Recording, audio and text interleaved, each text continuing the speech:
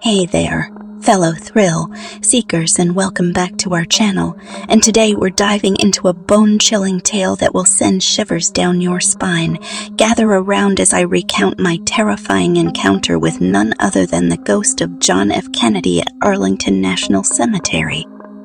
Before we begin, make sure you hit that like button and subscribe if you're new here so you never miss out on our spine-tingling content. Now, let's set the stage.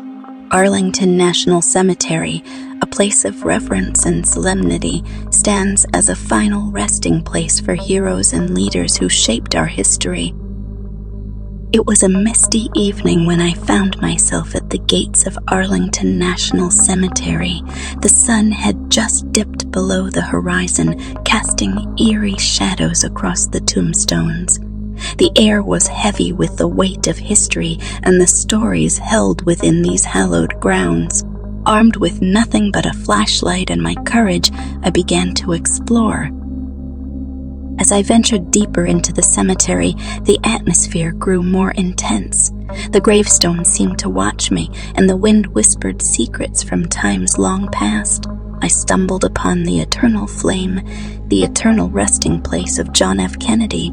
The flame flickered as if it held a life of its own, casting an eerie glow on the surroundings.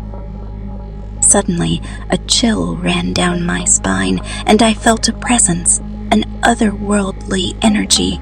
I turned to find myself faced with a figure cloaked in shadows, standing beside the eternal flame. It was Kennedy himself, or at least his ghostly apparition. His eyes held a mixture of sadness and wisdom, as if he had unfinished business in the world of the living. I stood frozen, my heart racing as I locked eyes with the spectral president. His voice echoed in my mind, not spoken aloud, but as clear as day. He seemed to communicate his regrets, the weight of his decisions, and the burden he carried during his time in office. It was as if he was reaching out from beyond the grave to share his innermost thoughts. As I listened to Kennedy's spectral confessions, the atmosphere around us shifted. The temperature dropped drastically and the wind howled mournfully through the trees. The flame grew brighter, almost as if it were fueled by the intensity of his emotions. Unseen hands tugged at my clothes, and I felt a sensation of being watched by unseen eyes. The encounter stretched on, and I realized that I was not just a passive observer.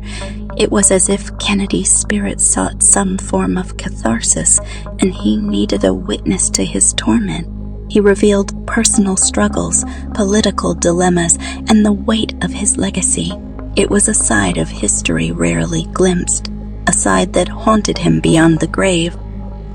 As the encounter drew to a close, the atmosphere grew more oppressive. The wind's howls turned into whispers, and the flame dimmed to a soft glow. Kennedy's spectral figure slowly faded, leaving behind an air of solemnity and a lingering sense of sorrow.